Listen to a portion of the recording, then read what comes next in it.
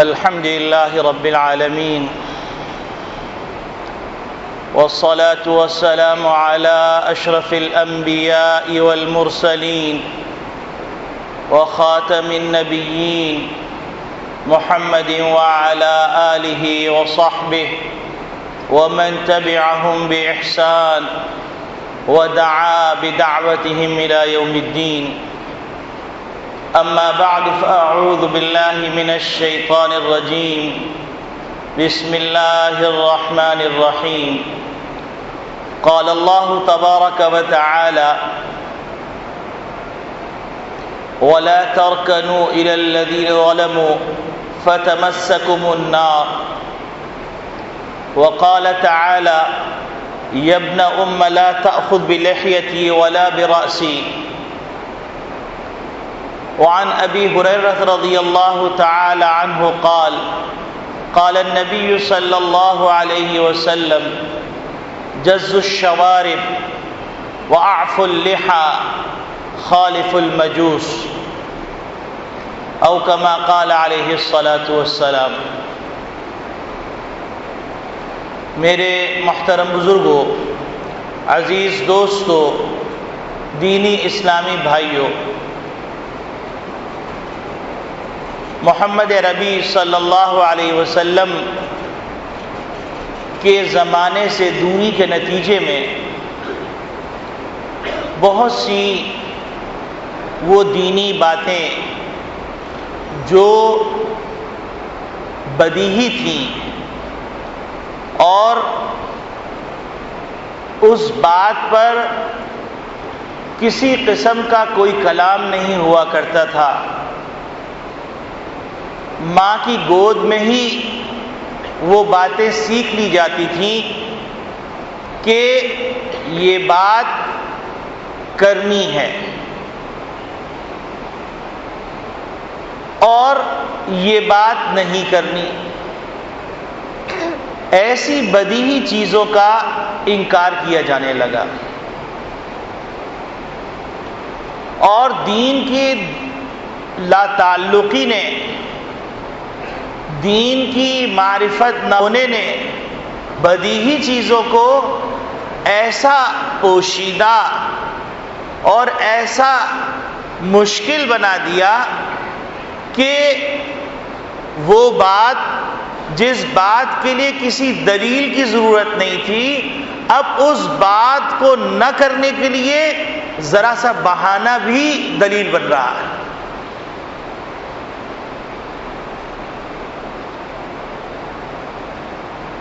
اور وہ بات جو کبھی عیب تھی، وہ بات اب فیشن کا حصہ بن گئی.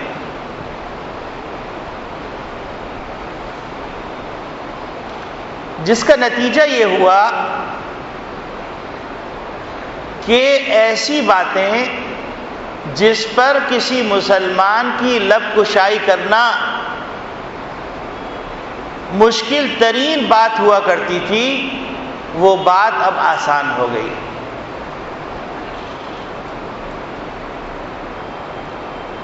اور رفتہ رفتہ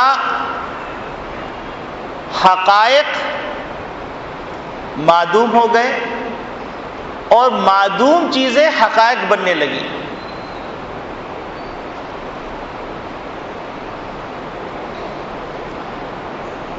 اگر بات صرف اتنی ہوتی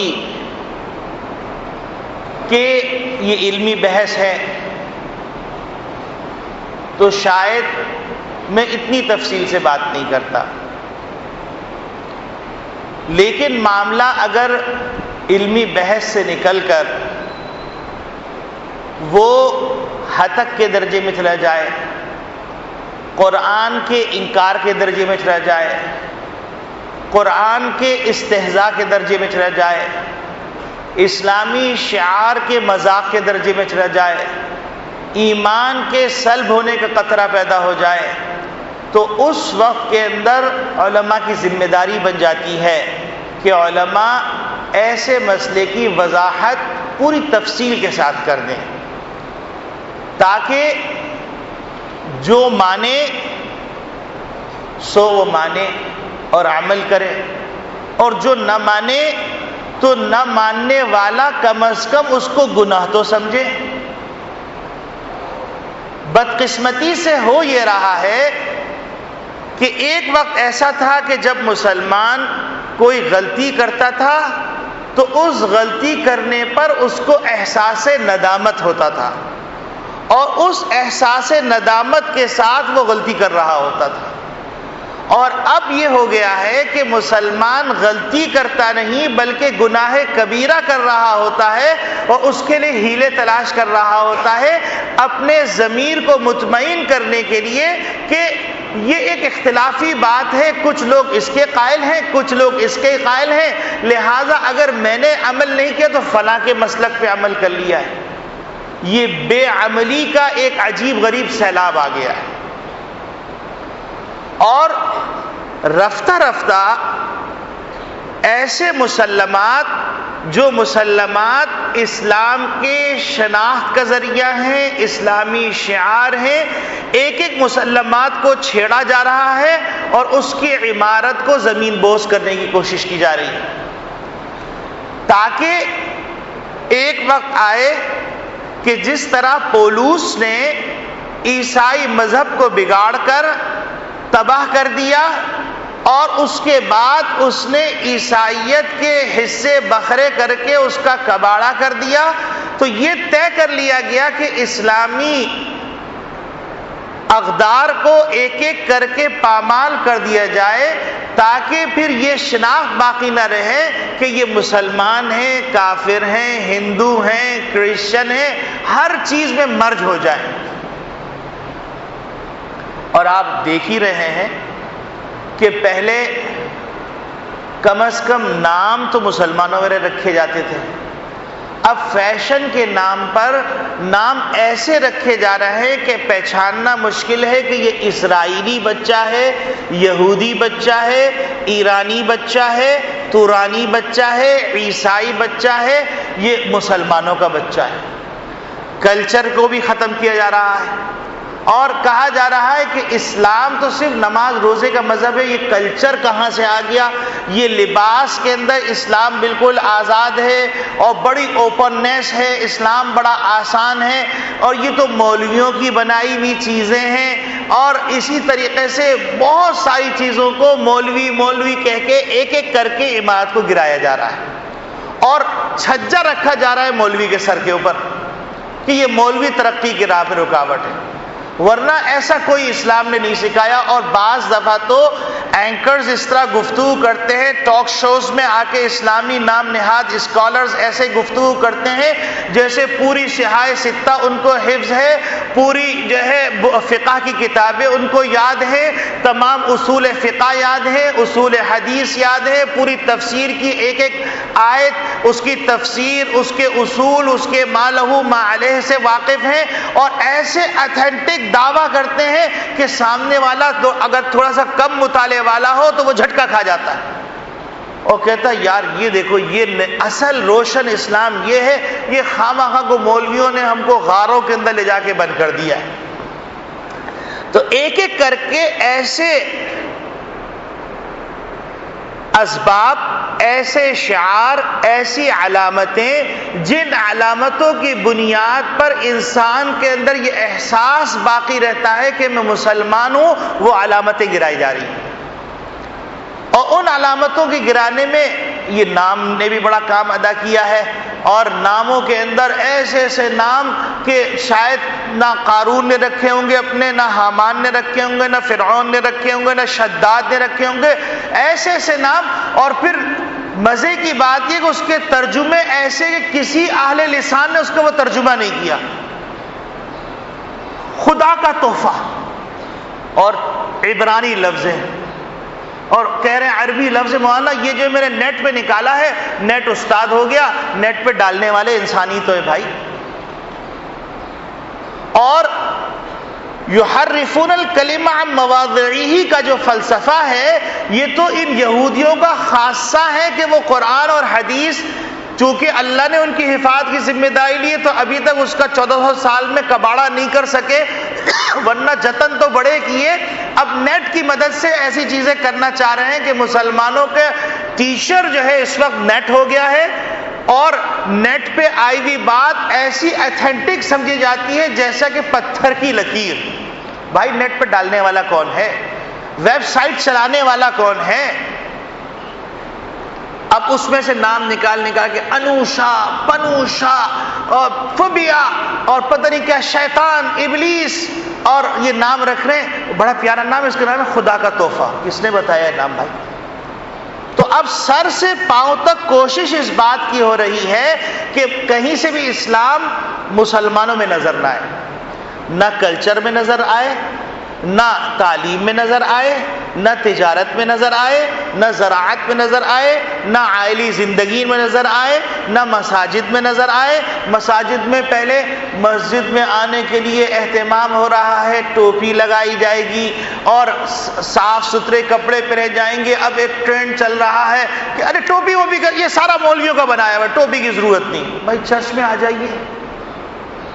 ایک ایک کر کے ہر عمارت کو گرایا جا رہا ہے، اور بھولے بھالے مسلمان تمام چیزوں کو ایکسپٹ کر رہے ہیں۔ ہاں ٹھیک ہے، روشن ہم فنڈامنٹلسٹ نہیں، ہم بڑے براڈ مائنڈ ہیں، اور براڈ مائنڈ کے اندر سب کچھ ہاتھ سے جب نکل جائے گا تو براڈنس پتہ چل جائے گی۔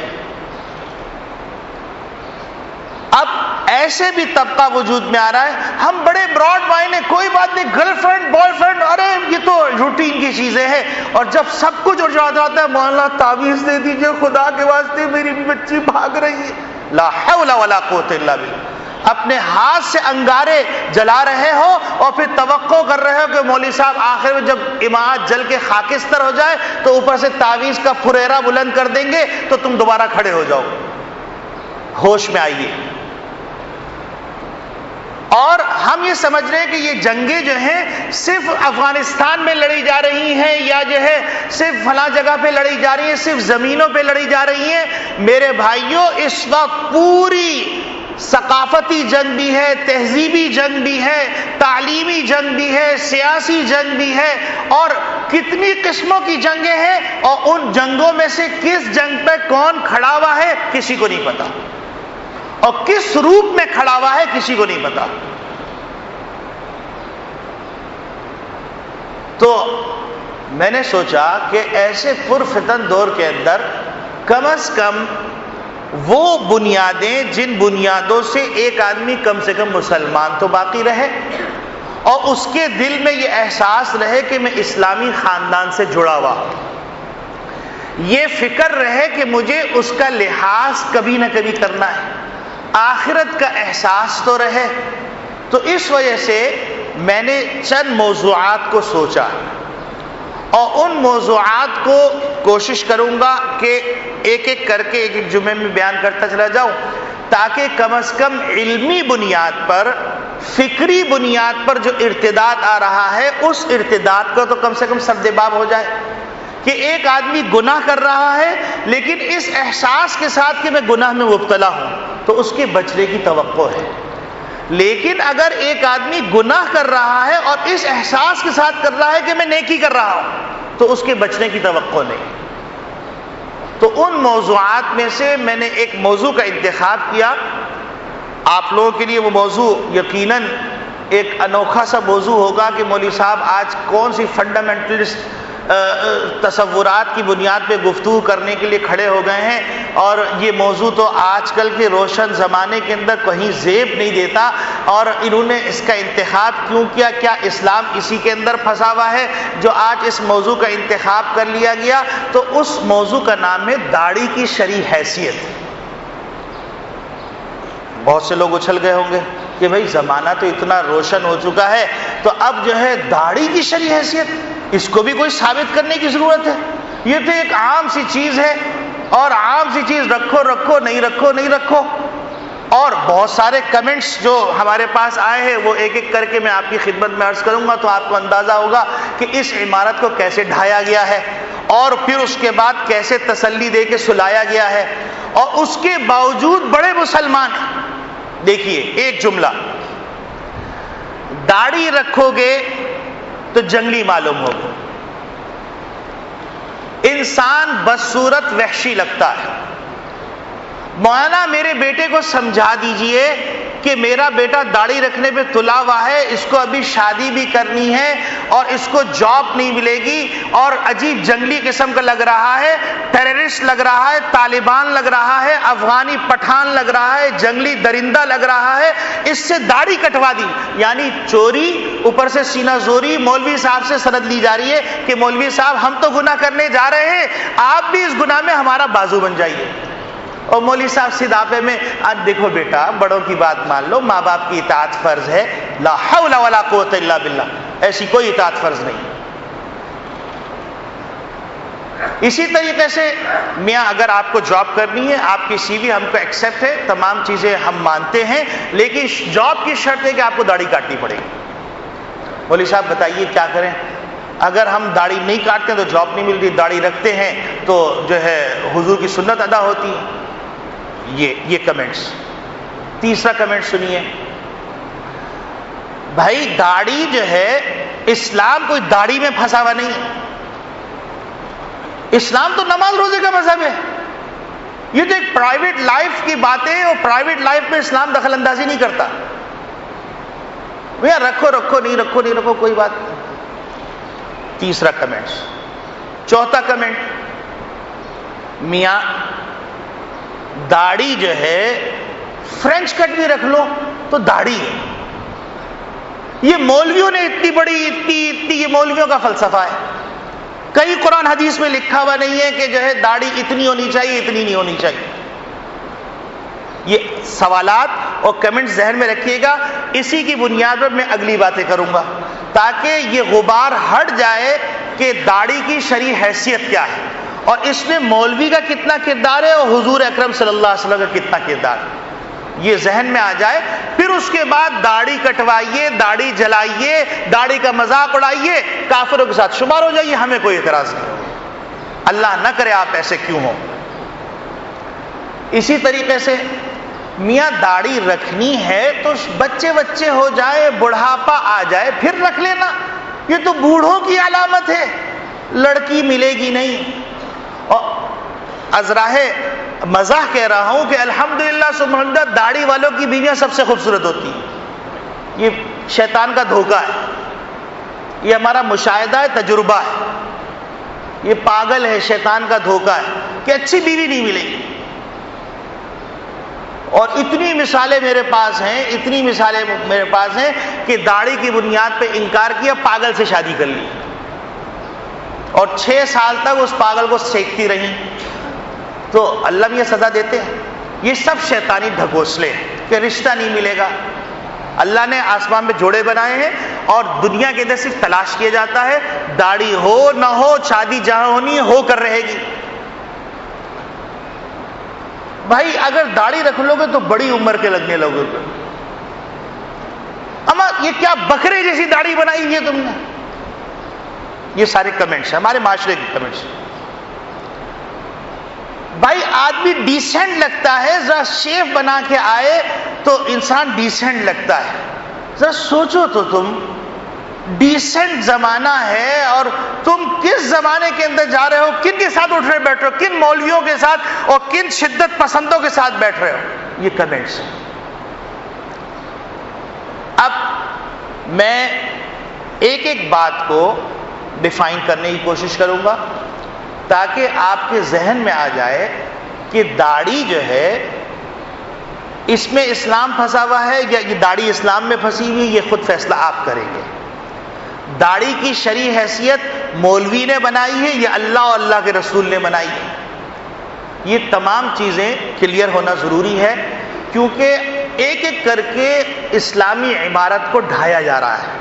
کبھی برقعے کے اوپر مذاق اڑایا جا رہا ہے، کبھی داڑھی پہ مذاق اڑایا جا رہا ہے، کبھی لباس پہ مذاق اڑایا جا رہا ہے، کبھی ناموں پہ مذاق اڑایا جا رہا ہے، اور کبھی جو ہے آزادی رائے کے نام پر بات ہو رہی ہے، کبھی آزادی تحریر کے نام پہ بات ہو رہی ہے، اور کبھی جو ہے آزادی مذہب کے نام پہ بات ہو رہی ہے، کبھی وحدت ادیان کے نام پہ بات ہو رہی ہے.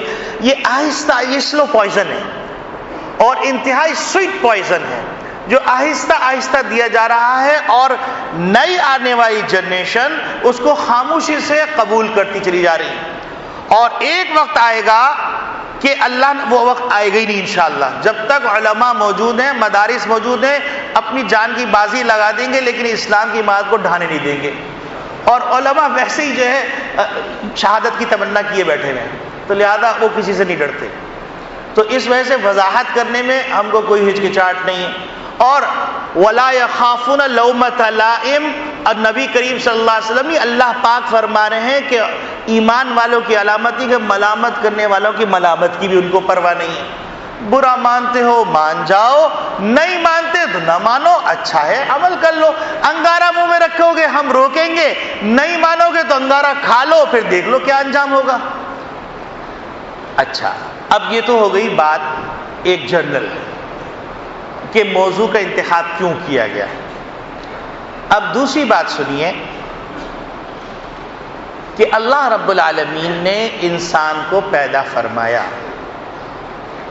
اور انسان کو پیدا فرمانے کے بعد اللہ رب العالمین نے انسان کے خمیر کے اندر مختلف قسم کے جذبات، مختلف قسم کے احساسات اور مختلف قسم کے ٹیلنٹ رکھے.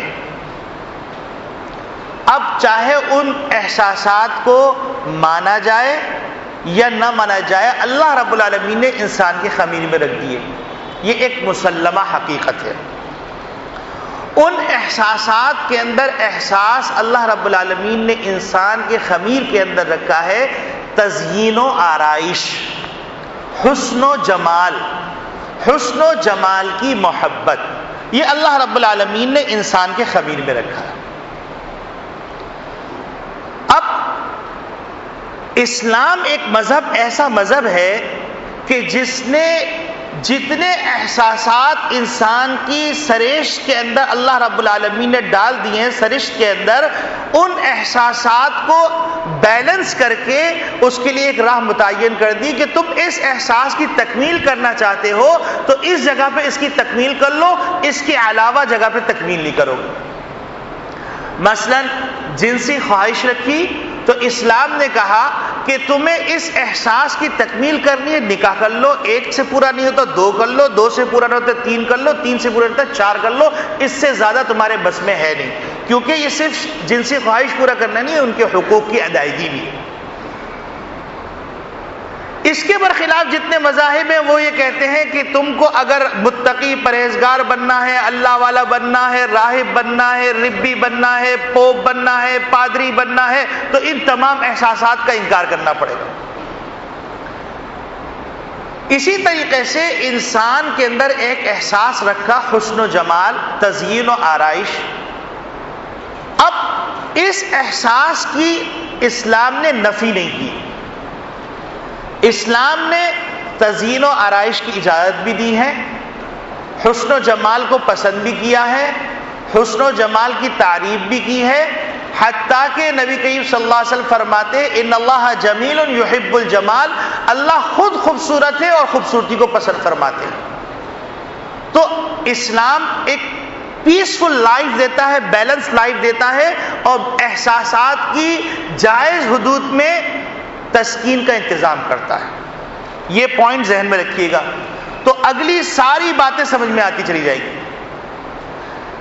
اسلام کے علاوہ جتنے مذاہب ہیں ان مذاہب نے اس احساس کی تکمیل کے لیے دروازہ چوپٹ کھول دیا ہے اور کہا ہے کہ اپنی خواہشات کی تکمیل اپنے رسم و رواج کے مطابق، ماڈرن فیشن کے مطابق پورا کرو.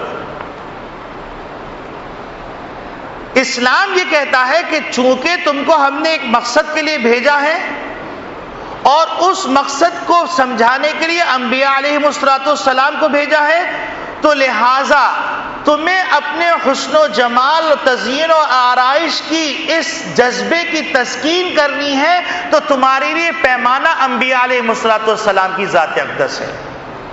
انہوں نے جس کو حسین کہا، جس فیشن کو حسین کہا، جس چیز کو حسین کہا وہ حسین ہوگی، اور جس چیز کو انہوں نے قبیح کہا وہ قبیح ہوگی. یہ دوسرا پوائنٹ ذہن میں رکھیے گا. وجہ کیا ہے؟ وجہ یہ ہے کہ اللہ رب العالمین نے سارے انسانوں کو پیدا فرمایا اور ان میں سب سے زیادہ کامل اکمل جو ذاتیں بنائی ہیں وہ انبیاء کی ذاتیں بنائی ہیں. جو گناہوں سے بھی معصوم ہے، جو غلطیوں سے بھی معصوم ہے، اور وہ جو بھی ڈیسیجن لیتی ہیں، جو بھی بات کرتی ہیں، جو بھی طریقہ اپناتی ہیں، اس کا تعلق براہ راست خالق کائنات سے، اور خالق کائنات جانتا ہے کہ جس طریقے سے ایک گاڑی بنائی جاتی ہے تو اس کا موجد جانتا ہے کہ اس گاڑی کے لیے مفید کیا چیز ہے اور اس گاڑی کے لیے نقصان دہ کیا چیز ہے، اس کے ساتھ وہ گائیڈ بک دیتا ہے۔ تو خالق کائنات نے یہ انسان کی مشینری بنائی ہے، تو خالق کائنات جانتا ہے کہ انسان کے لیے کیا چیز مفید ہے اور کیا چیز نقصان دہ۔ تو اس کے لیے نمونے کے طور پر اللہ رب العالمین نے انبیاء علیہ السلام کا سلسلہ جاری فرمایا، اور اس سلسلے کے اندر سب سے کامل اکمل نبی اکرم صلی اللہ علیہ وسلم کی ذات اقدس کو پیدا فرمایا، جن کو خاتم النبیین قرار دیا، جن کو سید الاولین والآخرین قرار دیا، جن کو قائد الغر المحجلین قرار دیا، جن کو خاتم النبیین قرار دیا، جن کو احمد مصطفیٰ مجتبیٰ مرتضیٰ قرار دیا۔ تو اب یہ بات بالکل واضح ہو گئی کہ انسان کے حسن و جمال کی جو خواہش اللہ رب العالمین نے رکھی ہے، اس خواہش کی تکمیل کی اجازت دی ہے، لیکن اس کے لیے جو معیار قرار دیا، گلوکار کو قرار نہیں دیا، اداکار کو قرار نہیں دیا، فنکار کو قرار نہیں دیا، ایکٹر کو قرار نہیں دیا، ہندو کو قرار نہیں دیا، لالی ووڈ، ہالی ووڈ اور بالی ووڈ کے کرداروں کو قرار نہیں دیا، بلکہ محمد عربی صلی اللہ علیہ وسلم کی ذات اقدس کو بنیاد قرار دیا اور کہا لقد کان لکم فی رسول اللہ اسوۃ حسنہ۔ یہ بات پوری انسانی زندگی کے لیے بنیاد ہے، اس کو ہمیشہ ذہن میں رکھیے گا۔ بہت سارے جو اس وقت فکری ارتداد آ رہا ہے، اس ارتداد کو توڑنے کے لیے بہترین بنیاد ہے، بہترین دلیل ہے، اس کو ہمیشہ ذہن میں رکھیے گا آپ اپنے ایمان کو اگر بچانا چاہتے ہیں۔ ورنہ تیاری پوری ہے کہ جسم تو مسلمان کا ہو، باقی اندر کافر ہو، کیونکہ اگر کسی نے اذان کا مذاق اڑا دیا کافر ہو گیا، کسی نے مسجد کا مذاق اڑا دیا کافر ہو گیا، کسی نے داڑھی کا مذاق اڑا دیا کافر ہو گیا۔ وہ نمازیں بھی پڑھ رہا ہے، جب تک کلمہ نہیں پڑھے گا اس وقت تک اس کا ایمان نہیں آئے گا، ایمان نہیں ہوگا تو نکاح درست نہیں، نکاح درست نہیں تو سارے معاملات درست نہیں۔ بڑا خطرناک معاملہ ہے۔ انسان گھر میں نماز پڑھ کے پہنچتا ہے، ٹی وی کھول کے بیٹھتا ہے، ایک ٹاک شو دیکھا، اسلام کی کسی بنیادی بات کے اوپر اس کو جو ہے تذبذب پیدا ہو گیا، ایمان چلا گیا اور بیچارہ سمجھ رہا ہے میں مسلمان۔ تو یہ بنیاد ہے کہ اللہ رب العالمین نے نبی کریم صلی اللہ علیہ وسلم اور تمام انبیاء علیہ السلام کی ذات کو بنیاد قرار دیا ہے حسن و جمال کی خواہش کی تکمیل کے لیے۔ یہ بات سب کے سمجھ میں آ گئی۔ اب اگلی بات سنیے۔ جب یہ بات سمجھ میں آ گئی تو یہ بھی سمجھ لیجئے کہ کسی بھی چیز کو ثابت کرنے کے لیے 4 قسم کے طریقے ہوتے ہیں۔ وہ چیز بذات خود اچھی ہو، ایک طریقہ۔ نمبر 2، انبیاء علیہ السلام کا طریقہ ہو۔ نمبر 3، انبیاء علیہ السلام نے ترغیب دی ہو کہ یہ کام کر لو۔ نمبر 4، انبیاء علیہ السلام نے حکم فرمایا ہو اور نہ کرنے پہ ملامت فرمائی۔ یہ 4 طریقے ہیں جس کی بنیاد پر کوئی عمل ثابت ہو سکتا ہے۔ ذہن میں رہے کہ بنیاد نبی کی ذات ہے، اور میں نے قرآن سے ثابت کر کے بتایا ہے، اور بے شمار دلائل ہیں۔ ما آتاکم الرسول فخذوہ وما نہاکم عنہ فانتہوا قل ان کنتم تحبون اللہ فاتبعونی یحببکم اللہ، اور اطیعوا اللہ واطیعوا الرسول من اطاع الرسول فقد اطاعنی۔ یہ سارے دلائل، تو یہ ڈھکوسلا نہیں، رسمی بات نہیں، یہ بات کلیئر ہو گئی۔ اور الحمدللہ ثم الحمدللہ یہ 4 قسم کے دلائل پوری 14ویں رات کے چاند کی طرح چمکتے ہوئے داڑھی کے لیے موجود ہیں۔ اب کوئی آدمی نابینا ہو جائے، اس کو روشنی نظر نہیں آ رہی، رات دن کے 12 بجے اس کو سورج کی روشنی نظر نہیں آ رہی، تو بیچارے سورج کا کوئی قصور نہیں، وہ اپنی آنکھوں کا علاج کروا لے، اور پھر وہ کہے کہ ساری جگہ اندھیرا ہو رہا ہے، ارے لائٹ جلاؤ، تو اس کی بات پہ کان دھرنے والے بھی اندھے ہوں گے۔ تو لہٰذا یہ بات دوسرے نمبر پہ ذہن میں رکھیے۔ تیسرے نمبر پر جو بات سامنے رکھنے کی ہے، وہ بات سامنے رکھنے کی یہ ہے کہ سب سے پہلی دلیل جس کی بنیاد پر داڑھی کی اہمیت، افادیت ثابت ہوتی ہے، حضرت اماں عائشہ صدیقہ رضی اللہ تعالی عنہا فرماتی ہیں، 10 من الفطرۃ، 10 چیزیں فطرت میں سے ہیں۔ ملا علی قاری رحمۃ اللہ علیہ فرماتے ہیں اس کی تشریح کرتے ہوئے کہ من سنن الانبیاء والمرسلین التی امرنا بالاقتداء بهم فیہا، کہ یہ 10 چیزیں ایسی ہیں کہ جن 10 چیزوں کو انبیاء علیہ السلام کی سنت قرار دیا گیا، طریقہ قرار دیا گیا، ان کا کلچر قرار دیا گیا، اور اس کی اقتداء کرنے کا ہم کو حکم دیا گیا۔ ان 10 چیزوں کے اندر ایک چیز کیا ہے؟ داڑھی۔ اب 10 چیزیں یہ کسی اور موقع پر عرض کروں گا، چونکہ وقت کم ہے اور بات ذرا تفصیلی ہے، تو اس لیے اس کو یہیں پر اسٹاپ کر کے آگے چلتا ہوں کہ فطرت کا مطلب کیا ہے؟ فطرت کا مطلب یہ ہے کہ انسان کی جبلت ہے، انسان کی طبیعیت ہے، انسان کی سرشت میں یہ چیز داخل ہے۔ مثلا انسان کی سرشت میں یہ بات داخل ہے کہ اس کو پیاس لگے گی، انسان کی سرشت میں یہ داخل ہے اس کو بھوک لگے گی، انسان کو اس کی سرشت میں یہ بات داخل ہے کہ اس کے اندر جنسی خواہشات رکھی ہیں۔ اب جب اس بات کا مفہوم سمجھ میں آ گیا تو اب یہ بالکل ایسے روز و روشن کی طرح بات واضح ہو گئی جس کے لیے کسی دلیل کی ضرورت نہیں۔ اب مثال کے طور پر میں آپ کے سامنے بیٹھ کر 1 گھنٹہ دلائل دیتا ہوں کہ بھائی پیاس نہیں لگتی اس کی یہ دلیل ہے، پیاس نہیں لگتی اس کی یہ دلیل ہے، پیاس نہیں لگتی اس کی یہ دلیل ہے، لیکن جب پیاس لگے گی تو سارے دلائل کے انبات دھرے کے دھرے رہ جائیں گے، میں چیخوں گا پانی پانی، خدا کے واسطے 1 گلاس پانی۔ اب یہ کامن سینس کی بات ہے، یعنی جو اس وقت ٹاک شوز کے اندر یا ادھر ادھر ہن چھن مار رہے ہیں تو اس کا مطلب ہے ان کا کامن سینس یوز نہیں ہو رہا اور وہ پاگل بنا رہے ہیں، اور جو ان کو اپریشیٹ کر رہے ہیں وہ بھی پاگل ہیں۔ Very sorry.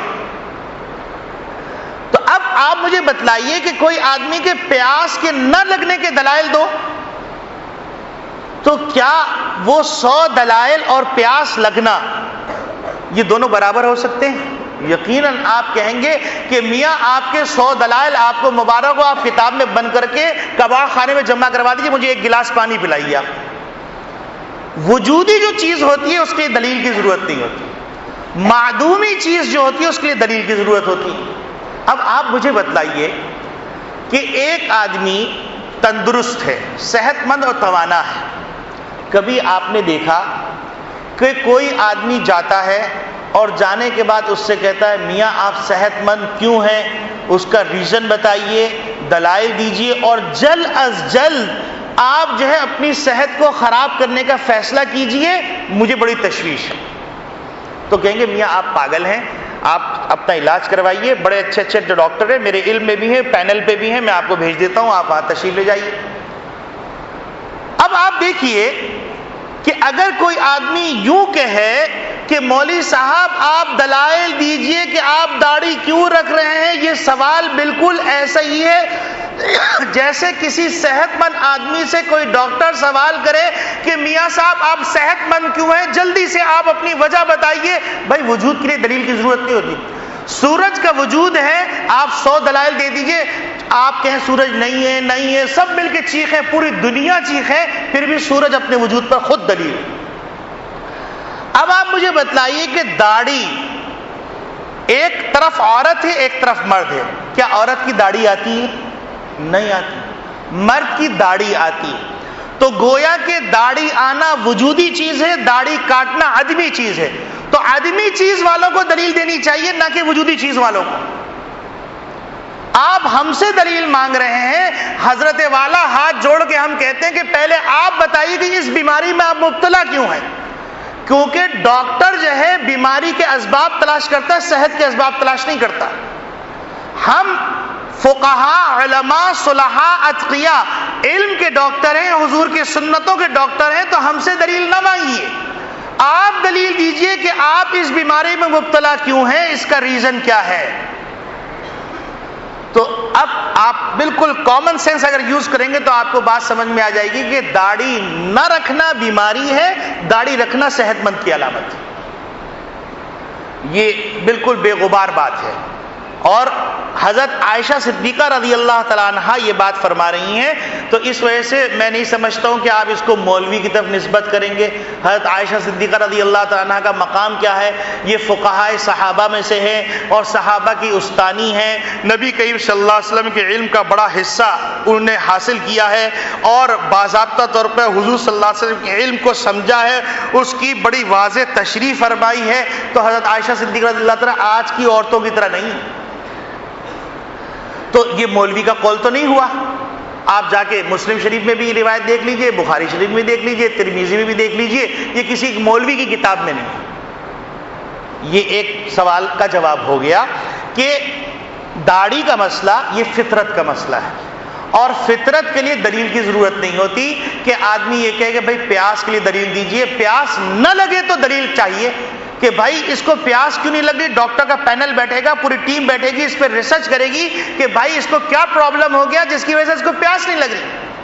اور آپ دیکھیں، آپ ذرا سوچیں کہ اگر کسی آدمی کے بال خورا ہو جاتا ہے، حالانکہ وہ شیو کر رہا ہے، لیکن بال خورا ہو گیا، ڈاکٹر کے پاس جا رہا، خدا کے واسطے یہاں دیکھیے میری داڑھی نہیں نکل رہی، آپ دوا دے دیجیے تاکہ داڑھی نکلے. کاٹوں گا میں ضرور لیکن داڑھی نکل جائے. تو معلوم یہ ہوا کہ داڑھی جو ہے یہ اس کے لیے دلیل کی ضرورت نہیں. اب کوئی آدمی یہ کہہ سکتا ہے کہ مولوی صاحب آپ نے فطرت کے پردے کے اندر جا کر آپ نے خواہ وہ بات ختم کر دی، آپ ذرا بات ثابت کیجئے، قرآن اور حدیث سے ثابت کیجئے تو ہم سمجھیں گے کہ ہاں بھائی قرآن میں بھی موجود ہے، حدیث میں بھی موجود ہے، اور پھر بتائیے یہ سنت ہے، واجب ہے، فرض ہے، آپ اس کو کلیئر کیجئے تو پھر ہم کہیں مانیں گے جا کے. تو ایک بات تو یہ سمجھ لیجئے کہ تمام انبیاء علیہم السلام کی داڑھی سنت ہے. کسی نبی سے داڑھی کا کاٹنا ثابت نہیں. اب قرآن سے ثابت کیجئے. تو قرآن سے حضرت موسیٰ علیہ السلام کوہ طور پہ تشریف لے گئے، پیچھے جو ہے ہارون علیہ السلام کے ذمے جو ہے قوم لگا کے گئے تھے بنی اسرائیل. وہ نالائق قسم کی قوم تھی، سامری کے چکر میں آ کر اس نے بت پرستی شروع کر دی. حضرت موسیٰ علیہ السلام واپس تشریف لائے. تشریف لانے کے بعد بہت زیادہ جلال میں آ گئے، جلالی پیغمبر تھے، جلال میں آ گئے، اور انہوں نے حضرت موسیٰ علیہ السلام نے حضرت ہارون علیہ السلام کی داڑھی پکڑ کے سوال کیا کہ بتاؤ میری قوم کے ساتھ ایسا کیوں ہوا. تو قرآن کریم میں ہے یبن ام لا تأخذ بلحیتی ولا براسی، اے میری ماں کے بیٹے میری داڑھی نہ پکڑو. تو معلوم یہ ہوا کہ داڑھی قرآن سے ثابت ہے، یہ مولوی کے گھر سے آئی ہوئی داڑھی نہیں، اور داڑھی مولوی نہیں لے کے آتا، قدرت نے جو ہے ایسا نظام بنایا داڑھی خود اگتی ہے، اور نہ اگنے کی صورت میں پریشانی ہوتی ہے. تو قرآن سے تو داڑھی ثابت ہو گئی. اب آئیے حدیث سے ہم اس کو ثابت کریں. سب سے پہلی بات تو یہ سمجھ لیجیے، سنت جو لفظ استعمال ہوتا ہے عام طور پر لوگ بس چند الفاظ طوطے کی طرح رٹ لیے، اور اب جہاں بھی بات ہو، اب جیسے کچھ لوگوں نے رٹ لیا بخاری سے دکھاؤ، بخاری سے دکھاؤ، بخاری سے دکھاؤ، تو اسی طریقے کچھ لوگوں نے رٹ لیا کہ قرآن سے دکھاؤ، حدیث سے دکھاؤ. بھائی قرآن کس کو کہتے ہیں، حدیث کس کو کہتے ہیں، سنت کس کو کہتے ہیں، کچھ نہیں پتا. تو اس بات کو بھی سمجھ لیجیے، سنت کے دو معنی ہیں. ایک سنت کا لغوی معنی ہے، لفظی معنی ہے، اور ایک سنت کا اصطلاحی معنی ہے. سنت کا لفظی معنی ہے طریقہ.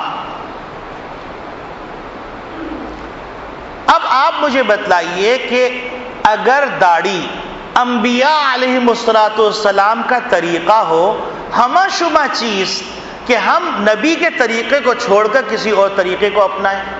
ابھی میں نے آپ کے سامنے اماں عائشہ صدیقہ رضی اللہ تعالیٰ عنہ کی روایت پڑھی ہے کہ اس میں اماں عائشہ صدیقہ رضی اللہ تعالیٰ نے فرمایا کہ 10 سنتیں ایسی ہیں جو تمام انبیاء علیہ السلام کی سنت، یعنی اگر لفظی معنی کے اعتبار سے بھی لیا جائے، لغوی معنی کے اعتبار سے بھی لیا جائے تو سنت کا مطلب یہ ہوا کہ نبیوں کا طریقہ، اور نبیوں کا طریقہ جو ہے اپنانے کے لیے ہوتا ہے، ڈنڈ ٹکاؤ کے لیے نہیں ہوتا. نبی اس لیے نہیں بھیجے گئے کہ ان کی کچھ چیزیں لے لی جائیں، کچھ چیزیں چھوڑ دی جائیں. نبی اور قائد کے جو بنیادی فرق ہے وہ فرق یہی ہے کہ نبی کی ہر ادا، ہر طریقہ، ہر اٹھنا، ہر بیٹھنا، ہر سونا، ہر جاگنا، ہر کھانا، ہر پینا، ہر ہنسنا، ہر بوڑنا، ہر نکاح کرنا، ہر ادا اس کا جو ہے اپنانے کا حکم ہے.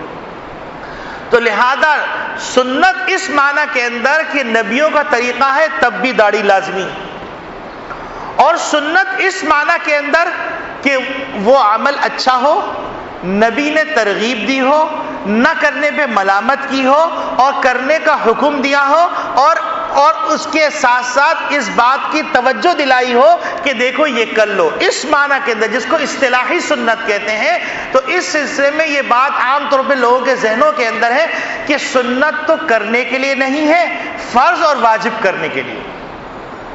بھائی اس کنفیوژن کو بھی دور کر لیجئے.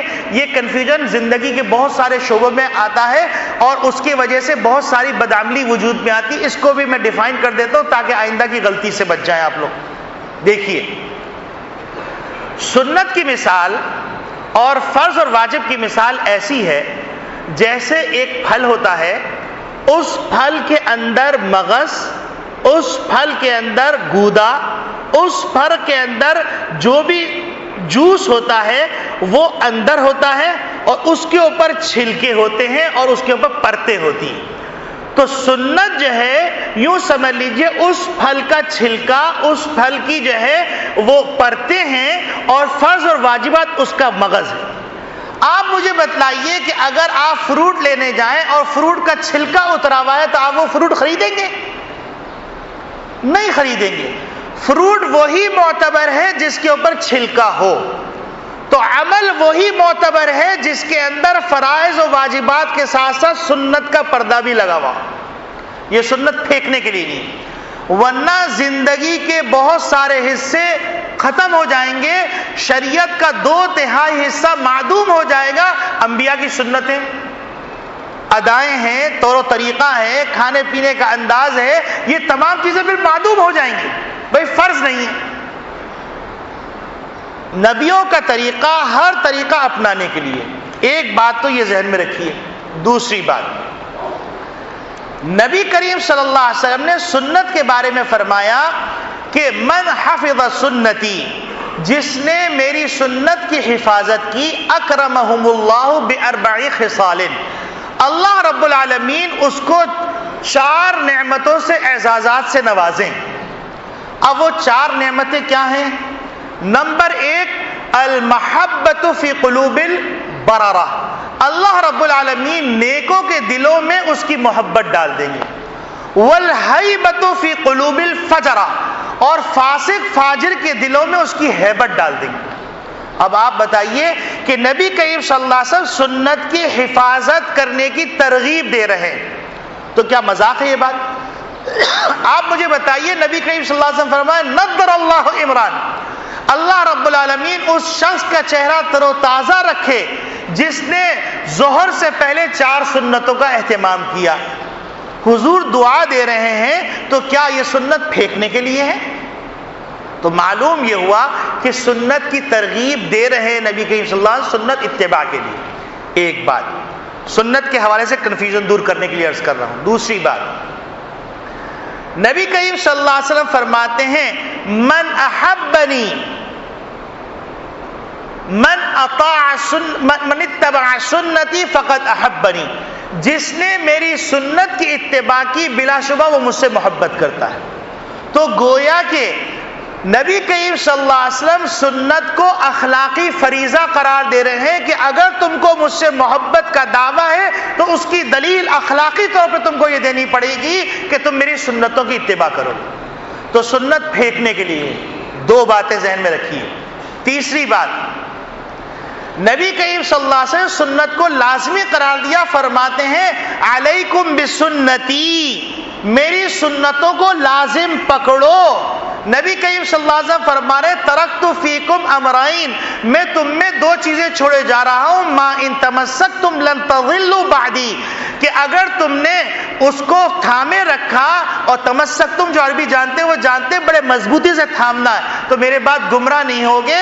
ان میں سے ایک کتاب اللہ، دوسری میری سنت ہے. تو نبی کریم صلی اللہ علیہ وسلم سنت ڈن ٹکاؤ کے لیے نہیں ہے. جو ہم لوگ سمجھتے ہیں ایسا سنت ہے، چھوڑو یار چھوڑو، یہ استہزاء ہے، ایمان جانے کا خطرہ ہے. نمبر 4 بات، سنت کے بارے میں نبی کریم صلی اللہ علیہ وسلم فرماتے ہیں کہ جو من رغب عن سنتی فلیس منی، جو میری سنتوں سے اعراض کرے گا وہ میری جماعت سے ہی نکل جائے. اب آپ مجھے بتلائیے، سنت کے سلسلے میں جو ہماری کنفیوژن ہے اس کو دور ہو جانا چاہیے نہیں ہو جانا چاہیے؟ 100% دور ہو جانا چاہیے کہ اگر ہم اس کو لفظی سنت کہیں تب بھی یہ اتباع کے لیے، کیونکہ انبیاء کا طریقہ اتباع کے لیے ہوتا ہے.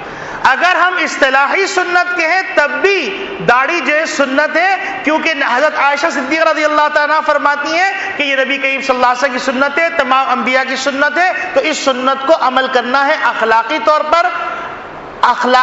پر، فرائض کے طور پر، قانونی طور پر، محبت کے طور پر، ترغیب کے طور پر، اچھائی کے طور پر، چاروں باتوں کی بنیاد پر اس پر عمل کرنا ضروری. اس کے بعد آپ یوں کہیں کہ جناب چلیے آپ نے ہم کو بتا دیا کہ سنت ہے، چلو اگر فرض ہوتا یا واجب ہوتا تو ہم عمل کر لیتے. تو آپ کوئی ایسی دلیل دے دیجئے تاکہ تھوڑی سی تسلی ہو جائے دنیا کو چپ کروانے کے لیے، تو وہ بھی سن لیجئے. مسلم شریف کی روایت بھی ہے، بخاری شریف کی روایت بھی ہے. حضرت عبداللہ ابن عمر رضی اللہ تعالی عنہما ارشاد فرماتے ہیں نبی کریم صلی اللہ علیہ وسلم نے فرمایا کہ مونچھوں کو کتراؤ اور داڑھی کو بڑھاؤ، وخالف المشرکین، اور مشرکین کے طور طریقے کو نہ اپناؤ، اس کی مخالفت کرو.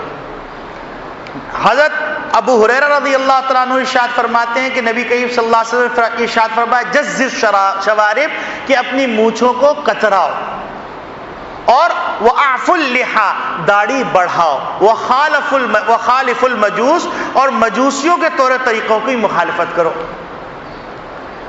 اب اس سے زیادہ کیا امر کا صیغہ ہوگا؟ امر وجوب کے لیے ہوتا ہے. لیکن آج کل چونکہ ذہن بہت چل رہا ہے تو کوئی آدمی یہ کہہ سکتا ہے کہ میاں صاحب آپ نے ٹھیک ہے یہ بتا دیا کہ داڑھی کو منڈاؤ، لیکن بعض دفعہ امر تو استحباب کے لیے بھی ہوتا ہے. جیسے کہ کوئی آدمی کہ مجھے پانی پلاؤ، تو ہم اس سے یہ مطلب بھی سمجھ سکتے ہیں کہ پانی پلاؤ یعنی اخلاقی طور پہ پلا دو، اگر نہیں پلاتے ہو تو کوئی بات نہیں. تو آپ کوئی ایسی بات بتا دیے تاکہ ہمیں بالکل تسلی ہو جائے کہ جیسے کوئی آدمی کہے کہ میں تمہیں حکم کرتا ہوں کہ تم مجھے پانی پلاؤ، تاکہ شک کی گنجائش نہ رہے. ایسی کوئی روایت دکھا دے تاکہ تسلی ہو جائے، اب ہم مان جائیں گے. جیسے کہ بنی اسرائیل نے کہا تھا کہ فلاں فلاں شرائط پوری کر دو ہم اللہ کو مان لیں گے، لیکن جناب بنی اسرائیل کی نقل میں بہت سے لوگ چل رہے ہیں اور پھر بھی نہیں مانے. تو سنیے، حضرت عبداللہ ابن عمر رضی اللہ تعالی عنہما ارشاد فرماتے ہیں امرنا رسول اللہ صلی اللہ علیہ وسلم، آپ صلی اللہ علیہ وسلم نے ہم کو حکم فرمایا کس بات کا؟ کہ ہم مونچھیں منڈھائیں اور جو ہے داڑھی بڑھائیں. تو اب تو امر کا صیغہ بھی آ گیا، اب تو اشکال نہیں ہونا چاہیے. قرآن سے بھی ثابت ہو گیا، حدیث سے بھی ثابت ہو گیا، امر کے وجوب سے بھی ثابت ہو گیا، لفظ امر سے بھی ثابت ہو گیا. اب تو گنجائش نہیں شک کی. اب آپ کو ایک اور طریقے سے سمجھاتا ہوں. اب آپ دیکھیے، ایک چیز پر تمام انبیاء کا اتفاق ہو، اس چیز کا انکار کرنا کتنا بڑا گناہ ہے. ایک. نمبر 2، ایک چیز پر تمام انبیاء کا تعامل ہو، یعنی تمام انبیاء اس پر عمل کر رہے ہوں، اس کا انکار کرنا کتنی خطرناک چیز ہے. ایک چیز تمام انبیاء نے کرنے کا حکم فرمایا ہو، اس کے خلاف کرنا کتنی خطرناک بات ہے. اور پھر مزے کی بات دیکھیے کہ اگر علماء کسی چیز پر اتفاق کر لے یا صحابہ کسی چیز پر اتفاق کر لے تو اس کا نام ہے اجماع. اگر کوئی آدمی اجماع کی مخالفت کرتا ہے تو اس کو فاسق کہا جاتا ہے، حالانکہ وہ ایک امت کے فرد کے ایک طبقے کا اتفاق اس کی مخالفت کرنے والے کو فاسق کہا جاتا ہے. 1,24,000 کم و بیش انبیاء علیہ السلام اور ان کی ساری امتوں کے صلحاء، اتقیاء، علماء، اولیاء کا اتفاق، اس کا انکار کرنے والا کتنا بڑا فاسق ہوگا. سوچیں ذرا سا، کیونکہ سب کا اجماع ہے اس کے اوپر. تو اب یہ کوئی مولویوں کا مسئلہ نہیں ہے، یہ اسلامی مسئلہ ہے، مذہبی مسئلہ ہے، اور ساری امت کا متفقی مسئلہ ہے، اور سارے انبیاء کا متفقہ مسئلہ ہے، تمام صلحاء کا متفقہ مسئلہ ہے، تمام اتقیاء کا متفقہ مسئلہ ہے. تو یہ کنفیوژن دور ہونا چاہیے.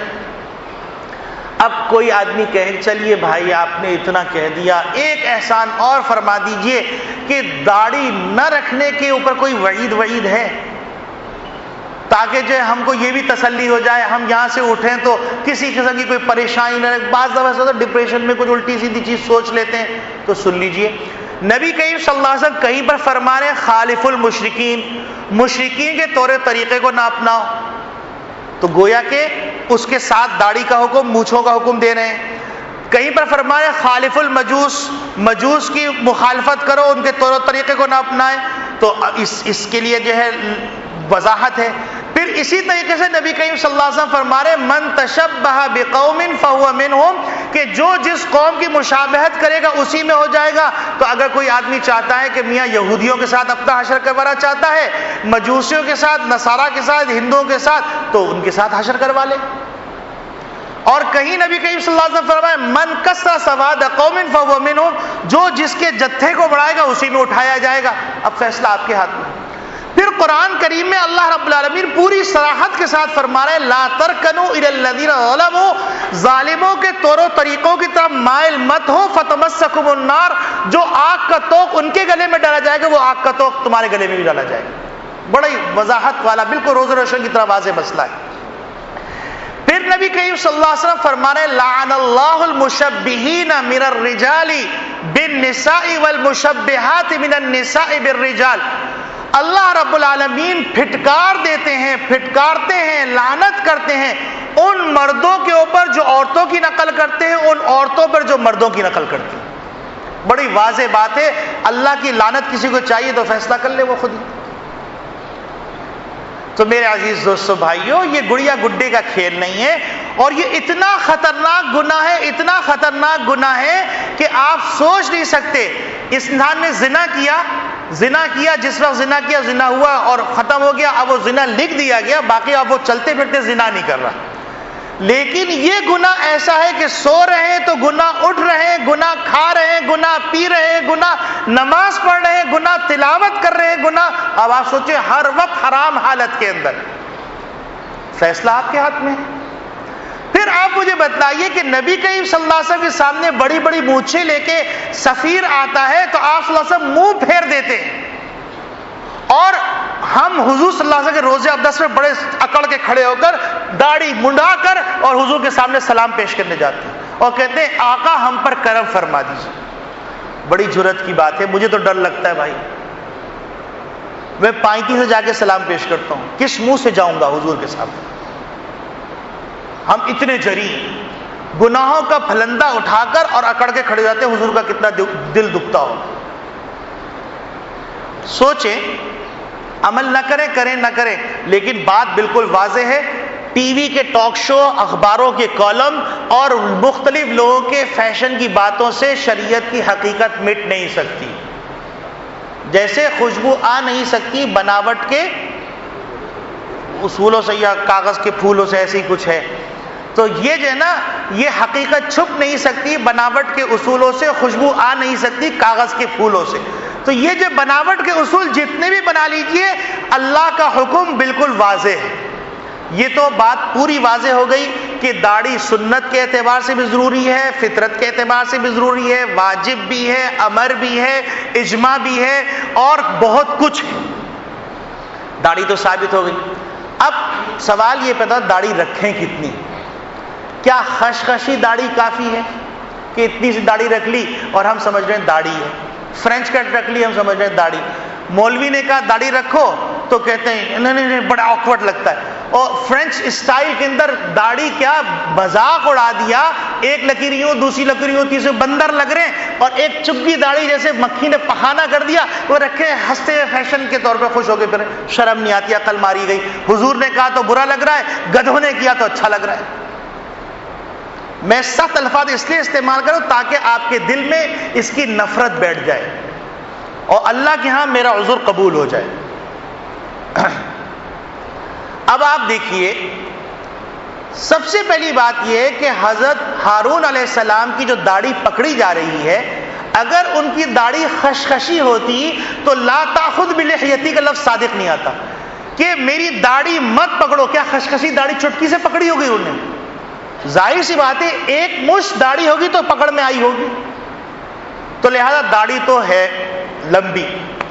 اب سوال یہ پیدا ہوتا ہے کہ داڑھی پیٹ تک ہونی چاہیے، سینے تک ہونی چاہیے، اس پہ ہم بحث نہیں کرتے. ہم اتنا ضرور کہتے ہیں کہ داڑھی یہ جمال ہے اور داڑھی ایسی رکھنی چاہیے. ہمارے استاد محترم حضرت ڈاکٹر عبدالرزاق صاحب مدثر اللہ علیہ فرماتے ہیں کہ میاں یہ چلتی پھرتی دعوت ہے، داڑھی ایسے رکھو کہ دوسرے کو بھی احساس ہو کہ داڑھی رکھنی چاہیے. ایسے نہ رکھو دیکھ کے آدمی جو ہے وحشت میں مبتلا ہو جائے. اب میں آپ کو حدیث سے ثابت کرتا ہوں کہ نبی کریم صلی اللہ علیہ وسلم داڑھی کتنی رکھتے تھے، اور حضرت عبداللہ ابن عمر رضی اللہ تعالیٰ عنہما جو آپ صلی اللہ علیہ وسلم کی سنتوں کے پیچھے درپے تھے، خوب یاد کرتے تھے، اس کی حفاظت کرتے تھے اور لوگوں کے پاس جا جا کے ایک حدیث سیکھتے تھے. انہوں نے کیا فرمایا؟ حضرت عمر بن شعیب رضی اللہ تعالی عنہما ارشاد فرماتے ہیں کہ کان رسول اللہ صلی اللہ علیہ وسلم یأخذ علی لحیتہ، آپ صلی اللہ علیہ وسلم اپنی داڑھی کو پکڑتے تھے، وَيَقُصُّ، اور اس داڑھی کو کاٹتے تھے، علی قدر القبضۃ، ایک قبضے کی مقدار. ملا علی قاری رحمۃ اللہ علیہ نے صاحب مجمع البحار کے حوالے سے اس روایت کو مرفوع قرار دیا ہے اور فرمایا ہے کہ آپ صلی اللہ علیہ وسلم کا یہ عمل تھا کہ ایک مٹھی داڑھی لیتے تھے، من طولها وعرضها. حضرت عبداللہ ابن عمر رضی اللہ تعالیٰ عنہ کے بارے میں آتا ہے کہ حضرت عبداللہ ابن عمر رضی اللہ تعالیٰ عنہما اپنی داڑھی کو مٹھی سے پکڑتے تھے اور پکڑنے کے بعد مٹھی کے نیچے جو بال ہوتے تھے اس کو تراش دیتے تھے. تو معلوم یہ ہوا کہ داڑھی ایک قبضہ رکھی جائے گی، نہ اتنی بڑی اور نہ اتنی چھوٹی. افراط و تفریط اسلام کا شیوا نہیں ہے. اللہ رب العالمین کہنے والے کو بھی عمل کی توفیق عطا فرمائے، سننے والوں کو بھی عمل کی توفیق عطا فرمائے. آخری بات سن لیجئے کہ نبی کریم صلی اللہ علیہ وسلم ارشاد فرماتے ہیں کہ جس شخص نے داڑھی رکھی تو اس کو کیا فضیلت ملے گی. اب آپ سنیے، اللہ رب العالمین نے فرشتوں کی ایک بڑی جماعت پیدا فرما دی ہے. اس جماعت کا صرف وظیفہ یہ ہے کہ وہ صبح سے شام تک یہ وظیفہ پڑھتی رہتی ہیں، سبحان من زین الرجال باللحى وزین النساء بالذوائب، کہ پاک ہے وہ ذات جس نے مردوں کو حسن بخشا ہے داڑھی کے ذریعے سے اور عورتوں کو حسن بخشا ہے چوٹیوں کے ذریعے سے. گنگا الٹی ہو گئی. اب جو ہے کوشش کی جا رہی ہے عورتیں بوائے کٹ کر لیں اور لڑکے جو ہے بیبی کٹ کر لیں اور چوٹی باندھ کے پونی باندھ کے چل رہے ہیں، بڑے اچھے لگ رہے ہیں، ماشاءاللہ ماشاءاللہ. یہ جو ہے عقل خراب ہونے کی نشانی ہے. تو میرے عزیز دوستو بھائیوں، بعض دفعہ ہو سکتا ہے میرے زبان میں تلخی آ گئی ہو، لیکن میں کیا کروں، ہمارا جو مد مقابل دشمن ہے، جو اسلام کا دشمن ہے، اللہ کا دشمن ہے، اللہ کے رسول کا دشمن ہے، وہ بغاوت میں اتنا سرکش ہو گیا ہے کہ اپنی غلط بات پہ بڑے بڑے دلائل دے کے اور دھڑلے سے بیٹھ کے کہتا ہے میں جو کہہ رہا ہوں بالکل صحیح ہے، مولویوں کی بنائی ہوئی اختراع ہے. اس میں سے کوئی ایک بات مولوی کی نہیں ہے، میں نے کتابوں کے حوالے دیے، قرآن کی آیات پڑھی ہیں، آپ جائیے جا کے مطالعہ کر لیجئے۔ اور اس کے بعد اگر داڑھی نہیں رکھ رہے ہیں، خدا کے واسطے صبح شام توبہ استغفار کرتے رہیے، اور داڑھی کاٹتے وقت یہ سوچ لیجئے کہ اگر آپ سے کوئی کہے کہ اپنے بیٹے کو جس سے آپ کو سب سے زیادہ محبت ہے آپ گٹر میں ڈال دیجئے، تو آپ کی چیخ نکلے گی کہ نہیں نکلے گی؟ تو حضور اکرم صلی اللہ علیہ وسلم کو داڑھی سے اتنی محبت کہ ایک صحابی کے 3 بال نکلے ہوئے تھے، ان کی داڑھی نہیں تھی، آپ صلی اللہ علیہ وسلم ان کی طرف دیکھ کے تبسم فرماتے تھے۔ ان کو یہ خیال ہوا کہ شاید اس کی وجہ سے تبسم فرماتے مذاقاً، تو انہیں وہ 3 بال کاٹ دیے، تو آپ